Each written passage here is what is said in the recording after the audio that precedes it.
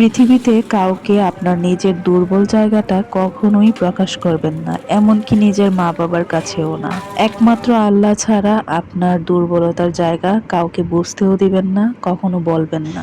আকাশের যেমন রং বদলায়, তার থেকেও দ্রুত গতিতে মানুষের রং বদলায়। কেমন জানেন? মানুষ হচ্ছে বহুরূপী।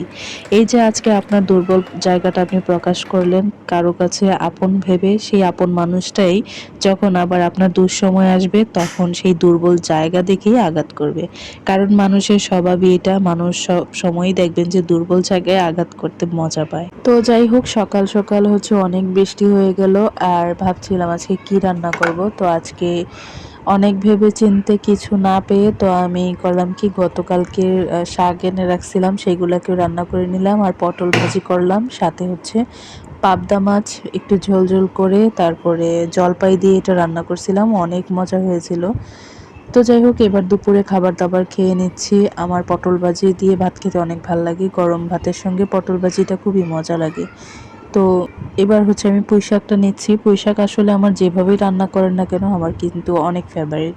তো আমার মেয়েও আজকে অনেক মজা করে পুঁই শাক দিয়ে খেয়ে নিছিল। ওইদিকে আমার ছেলেকেও আমি খাওয়াই নিয়েছিলাম সবার আগে, তো ওকে আমি অনেক আগে খাওয়া ফেলি। দুপুরে আবার আমার মেয়েকে একটু হোমওয়ার্ক গুলা করায় রাখি, কারণ অনেক পড়া হয়ে যায়, মানে অনেক জমে যায় যদি 2-3 বেলা করে না পড়াই। তো আবার বিকেলে চলে আসছি নাস্তা বানাতে, কি বানাবো কি বানাবো মানে সেটা ভাবতে ভাবতে তখন মনে পড়লো যে কিছু একটা বানাই যেটা দুজনকেই পেট ভরিয়ে খাওয়াতে পারবো। তো দেখেন ভাবতেছি কি বানাবো।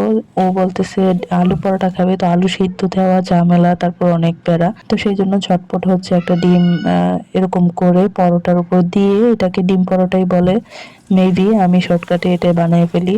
যখন কোনো কিছু বাসায় থাকে না, বলতে শর্টকাটে করতে চাই, তখন এইভাবে আপনারাও ট্রাই করে দেখতে পারেন, বাচ্চারা অনেক পছন্দ করবে। তো একবার ভাবছিলাম ডিম দিয়ে মোগলাই বানাবো, তো ভাবলাম এত বেশি তেল খাওয়া তো ঠিক না, তো পরোটার মতো করে বানিয়ে ফেলি। তো লাস্ট অবধি হচ্ছে ডিম পরোটাই বানাই ফেলছিলাম, আর এটা আমার বাচ্চারা অনেক বেশি পছন্দ করে। মাঝে মাঝে আমি এভাবে ট্রাই করি, আপনারাও করে দেখবেন। ডিমের সঙ্গে আমি এখানে পেঁয়াজ আর কাঁচামরিচ দিই নাই, যেহেতু ঝাল খাবে না বাচ্চা মানুষ। তো সঙ্গে আপনারা একটু ম্যাগি মশলা অ্যাড করতে পারেন। আমি কিন্তু আজকে একটা সিক্রেট মশলা ইউজ করছিলাম। দেখেন একটা কি সুন্দর ভাজা ভাজা হয়ে গেছে। তো এটা নামিয়ে আমি ঠান্ডা করে আমার বাচ্চাকে দিয়ে আসছি। তো দেখেন আরও একটা এভাবে পরোটাটা নেবেন, জাস্ট পরোটা আমরা যেভাবে বানাই ভিতরে তেল দিয়ে সেভাবেই বানিয়ে শুধু ডিমের মধ্যে এভাবে চুবিয়ে দেন হচ্ছে তেলের উপর ছেড়ে দিবেন। এই যে হয়ে গেল ডিম পরোটা। এটা কিন্তু আপনারা নিজেরাও যখন নাস্তা খাবেন, অনেক ঝামেলা থাকলে এটা করে ট্রাই করতে পারেন, আর সঙ্গে কিছুই লাগে না। আমি আবার 1 কাপ চাও বানিয়ে নিছি। ডিম দিয়ে বানানোর কারণে এই পরোটাটা উপর থেকে অনেক ক্রিস্পি হয় আর ভেতরটা বেশ সফট থাকে, এই জন্য বেশি মজা লাগে খেতে। তো আসছে কোরবানির ঈদ, আর এই ঈদে কিন্তু এই গোস্তের ঝোলের সঙ্গে এভাবে পরোটা দিয়ে খেতে অনেক বেশি মজা লাগবে।